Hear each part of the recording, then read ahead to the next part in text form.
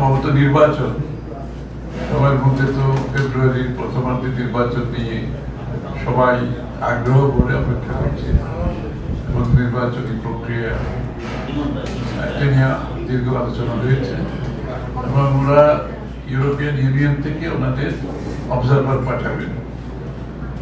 সরকারের পক্ষ থেকে, ইলেকশন কমিশনের পক্ষ থেকে অনুরোধ আসছে, তার পরিপ্রেক্ষিতে ওরা সিদ্ধান্ত নিয়েছে তারা অবজারভার পাঠাবে। বাংলাদেশের এমনিতে ইলেকট্রাল প্রসেসের মধ্যে ইউর একটা সবসময় একটা কন্ট্রিবিউশন থাকে, সেটা এবারও আছে।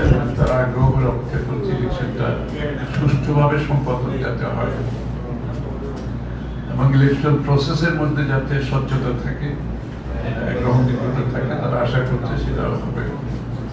আর বাংলাদেশ ইউর অর্থনৈতিক সম্পর্ক তো অনেক বড়।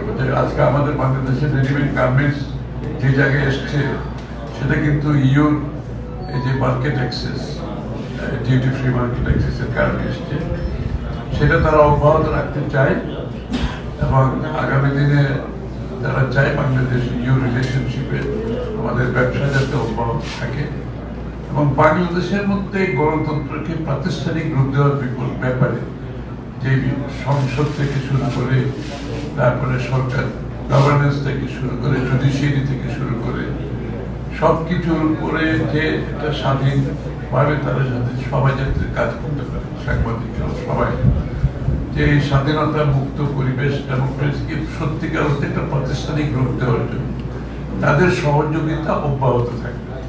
তারা এই কাজটা করতে চায়, তারা বিগত দিনে অনেক বহুলাংশে করেছে, সামনে সেটাকে আরো বাড়াতে চায়, কাজটা করতে চায়। অবশ্যই এটা আমরা স্বাগত জানিয়েছি। বাংলাদেশের গণতন্ত্র যদি অব্যাহত রাখতে হয়, আমাকে প্রাতিষ্ঠানিক রূপ দিতে হবে এবং এই গণতন্ত্রের যে বিষয়গুলো নিয়ে গণতন্ত্র কাজ করে সেগুলোকে আমরা প্রাতিষ্ঠানিক রূপ দিতে হবে, যে প্রতিষ্ঠানগুলো সেগুলোকে প্রাতিষ্ঠানিক রূপ দিতে হবে।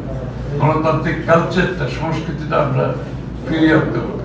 যে ভ্যালিউজ গুলো নষ্ট হয়ে গেছে সেটাকেও ফিরিয়ে আনার ব্যাপারে আমরা আলোচনা করেছি।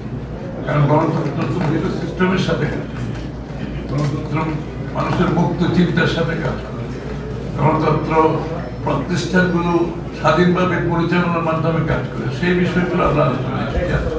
পার্লামেন্টকে তারা আরো শক্তিশালী করতে চাই। অবশ্যই শক্তিশালী গণতন্ত্র কাজ করবে যদি একটা শক্তিশালী পার্লামেন্ট থাকে।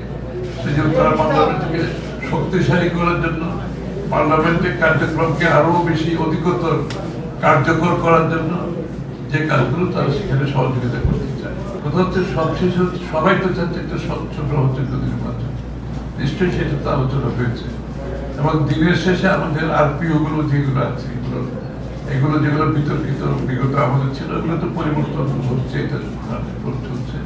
নির্বাচন কমিশনকে যে বিষয়টা গুরুত্বের সাথে আলোচনা হয়েছে যে নির্বাচন যেহেতু এখন আমাদের সামনে চলে আসছে, সুতরাং আমরা 3 মাসের জন্য অপেক্ষা না করে 3 মাসের আগে সমস্ত দায়িত্ব নির্বাচন কমিশনের নিয়ন্ত্রণে যেটা থাকে সেটাকে আমরা যে আলোচনায় এসেছি সেটা এখন থেকে হওয়া, কারণ একবার বিতর্কিত হয়ে গেলে সেটা সমস্যা হয়। এই জন্য এখন থেকে সরকারের যে সিদ্ধান্তগুলো আসছে, যে কোনো সিদ্ধান্ত আসছে, সেটা যে সিদ্ধান্তগুলো নির্বাচনকে প্রভাবিত করতে পারে, নির্বাচনকে নিয়ে জড়িত, সেই বিষয়গুলো এখন থেকে নির্বাচন কমিশনের অবগত থাকা উচিত এবং নির্বাচন কমিশনের একটা ভূমিকা থাকা উচিত।